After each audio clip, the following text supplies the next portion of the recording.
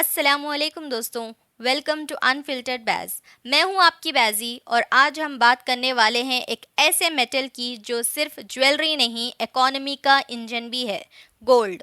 तो आज की इस वीडियो में हम डिस्कस करेंगे इंडिया में गोल्ड इतना महंगा क्यों है, हर स्टेट का अलग रेट क्यों होता है, क्या गोल्ड लेना अभी सेफ इन्वेस्टमेंट है या सिर्फ एक शान वाली रिस्क, और सबसे इम्पॉर्टेंट कैसे बचा जाए फेक गोल्ड स्कैम से। आज की वीडियो आपकी गोल्ड जर्नी की असली गाइड बनने वाली है, तो एंड तक ज़रूर देखें। सबसे पहला सवाल, इंडिया में गोल्ड इतना महंगा क्यों है? तो इसके कुछ मेजर रीजंस है।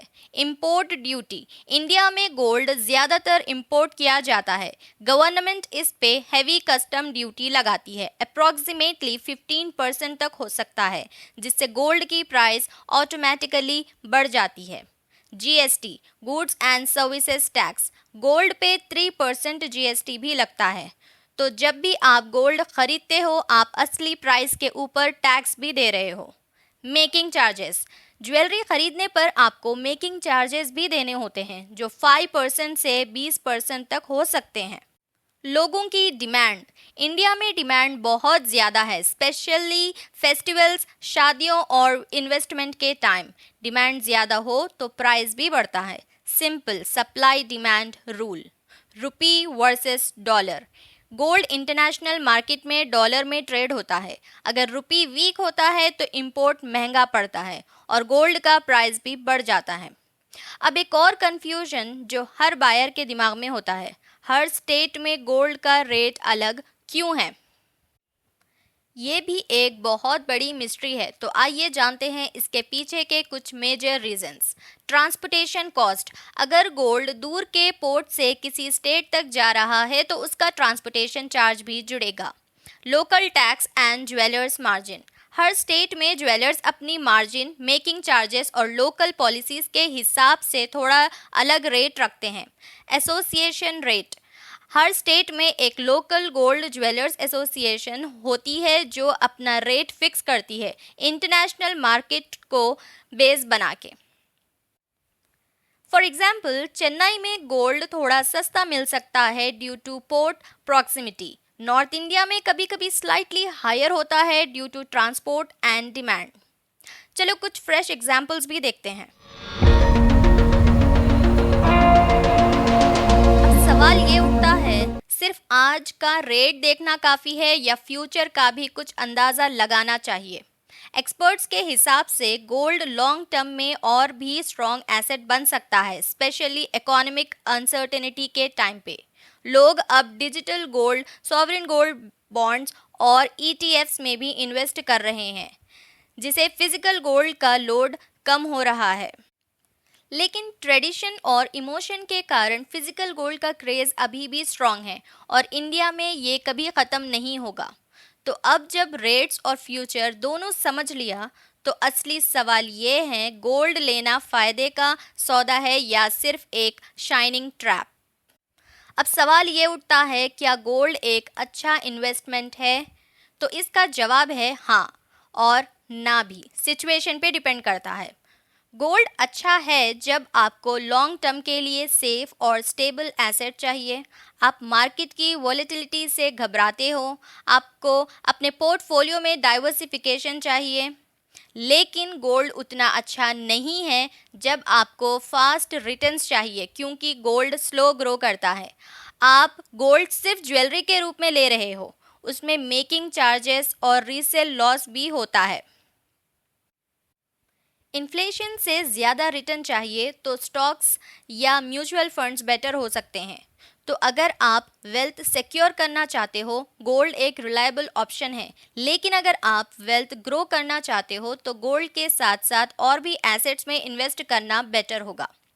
लेकिन दोस्तों, जितना गोल्ड का क्रेज़ बढ़ रहा है, उतना ही तेज़ी से बढ़ रहे हैं गोल्ड के स्कैम्स, और ये पार्ट सबसे ज़्यादा इम्पॉर्टेंट है, तो स्किप मत करिए। अब यहाँ एक बहुत ही इम्पॉर्टेंट बात यह है कि गोल्ड लेते वक्त हमें बहुत ज़्यादा सावधान रहना होगा। गोल्ड के नाम पे कई लोगों के साथ स्कैम्स हो चुके हैं और अब भी होते हैं। तो आइए जान लेते हैं कुछ कॉमन गोल्ड स्कैम्स और उनसे बचने के तरीके। Duplicate gold. कुछ सेलर्स फेक या लो क्वालिटी गोल्ड को असली बता के बेचते हैं। Wrong purity stamp.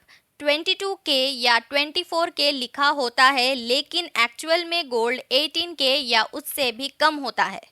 Access making charges. Jewellery के नाम पे 20 to 25% तक मेकिंग चार्जेस ले लिए जाते हैं बिना बताए।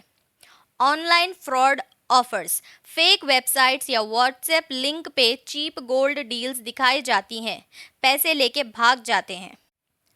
ये तो थे कुछ कॉमन और छोटे से गोल्ड स्कैम्स। अभी बड़े स्कैम्स की तो बात हम कर ही नहीं रहे हैं। अब इन छोटे स्कैम से बचने के लिए कुछ सेफ्टी टिप्स भी जान लेते हैं। BIS हॉलमार्क चेक करो। हमेशा BIS सर्टिफाइड हॉलमार्क देखो, उसमें 6 डिजिट HUID कोड होता है। बिल लो। हमेशा प्रॉपर GST बिल लो, बिना बिल के गोल्ड लेना रिस्की है। हमेशा गवर्नमेंट सर्टिफाइड ज्वेलर्स से ही गोल्ड खरीदो ताकि प्यूरिटी और ट्रस्ट दोनों गारंटीड हो। प्यूरिटी टेस्ट कराओ। कैरेट मीटर या XRF टेस्टिंग से प्यूरिटी चेक कराओ अगर डाउट हो। ऑनलाइन डील्स क्रॉस चेक करो। कभी भी अननोन लिंक या मैसेज पे भरोसा मत करो, पहले वेरीफाई करो। और अब वो क्वेश्चन जो सबके दिमाग में घूमता रहता है, क्या गोल्ड कभी सस्ता हो सकता है? अब जो हाल है गोल्ड का मार्केट में, जो आए दिन हम देख रहे हैं न्यूज़ में, गोल्ड रेट्स बढ़ते ही जा रहे हैं। तो सवाल ये उठता है, क्या गोल्ड के रेट्स कभी घट सकते हैं? क्या सस्ता होगा सोना? दोस्तों, थियोरेटिकली गोल्ड के रेट्स गिर सकते हैं, लेकिन वो भी सिर्फ टेम्पररी या शॉर्ट टर्म बेसिस पे। गोल्ड का प्राइस दुनिया भर के कई फैक्टर्स पे डिपेंड करता है। Global economy. जब वर्ल्ड इकोनॉमी स्टेबल होती है, लोग रिस्की एसेट्स में इन्वेस्ट करते हैं, जैसे स्टॉक्स। तब गोल्ड का डिमांड कम हो जाता है और प्राइस थोड़ा गिरता है। Interest rates. जब RBI या US federal reserve interest rates बढ़ाते हैं तो लोग फिक्स्ड इनकम में पैसा लगाते हैं, गोल्ड की डिमांड घटती है। रुपी वर्सेस डॉलर। अगर रुपी स्ट्रांग होता है डॉलर के अगेंस्ट तो इंपोर्टेड गोल्ड सस्ता पड़ता है। Geopolitical tensions. वॉर या क्राइसिस के टाइम गोल्ड महंगा होता है, लेकिन याद रखो लॉन्ग टर्म में गोल्ड ऑलमोस्ट हमेशा ऊपर ही गया है। लास्ट 20 ईयर्स में गोल्ड ने एवरेज 10 to 12% तक का रिटर्न दिया है।